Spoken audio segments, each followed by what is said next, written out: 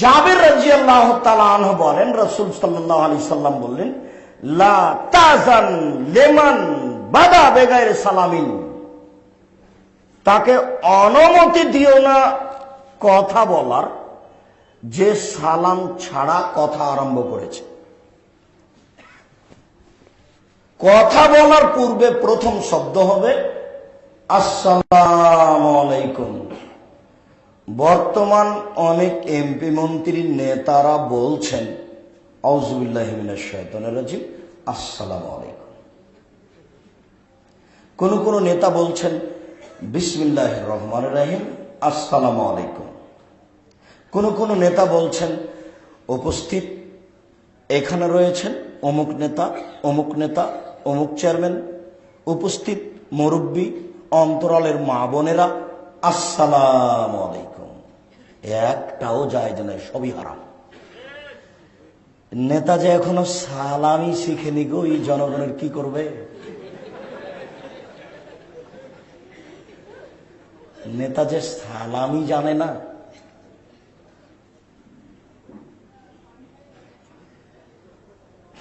জনৈক মিরপুরের এমপি বক্তব্য চলাকালীন আসলেন,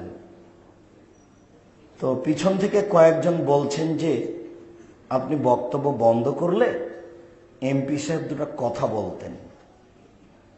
তো আমি তো তাদের সাহস অবাক হয়ে গেলাম, বল কি?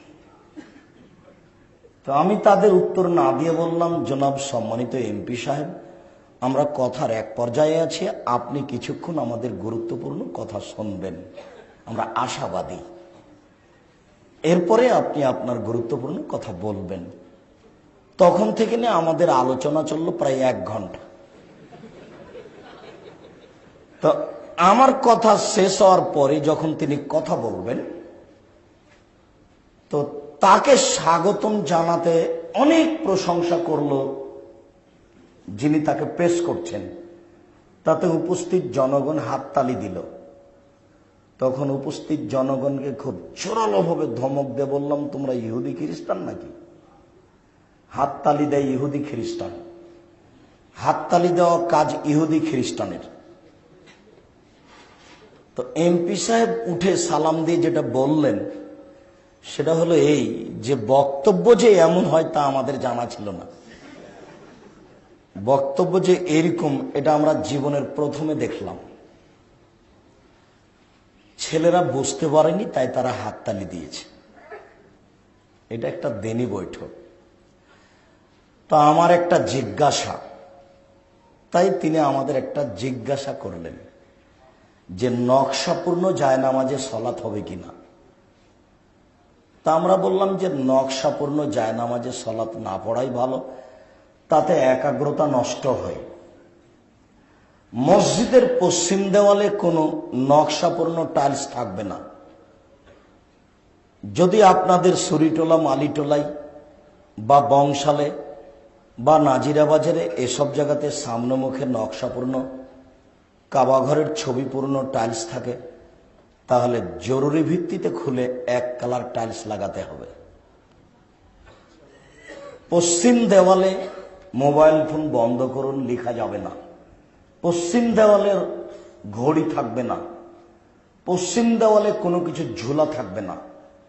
যদি লেখা থাকে মোবাইল ফোন বন্ধ করুন, তাহলে লোকটা আল্লাহু আকবার বলার পরে মনে মনে বলবে মোবাইল ফোন বন্ধ করুন। এরই নামে একাগ্রতা নষ্ট হওয়া।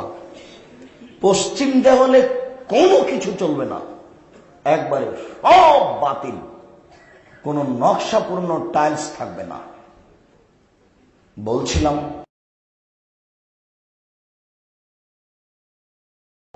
কথার পূর্বে সালাম হতে হবে জরুরি। সালামের পূর্বে কোনো কথা চলবে না।